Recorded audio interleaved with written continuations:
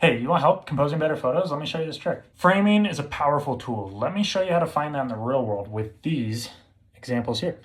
On this one here, I used the people on both ends to frame the subject matter, making you look at the skaters while also making you feel like you're part of the crowd. This one here is way more literal. I used the frame of a car window to draw your eye to the subject matter. On the contrary, like this one, the frame is actually further back in the photo, highlighting the mountain while not dominating the entire theme of the photo. Frames can be large while also being subtle. So here, the circular shape of the cave is framing around these people, but just because of the nature of dark caves, it's not necessarily the most prominent part of this photo either. And on this one, frames do not have to perfectly go around the entire edge of the photo. Like on this one right here, you can see it's just barely around that guy. Just the tree, the light, and the shadow. I'm gonna show you two real quick that are similar. They're just using the woods with a telephoto lens to frame the mountain in the background. And again, this is one where I'm using the tree branches further back in the photo to highlight the moon. Great for wildlife too. Here I put the deer in between the two trees and then kind of the foreground and the bottom to really box them in. And it can be a little more unconventional, like this one here on the bridge. I did diagonals with the supporting beams. And this one is kind of funny because it actually isn't highlighting anything as much as it's actually separating two subjects. I think this one's kind of fun. I saved the best for last. Thank you for being this far.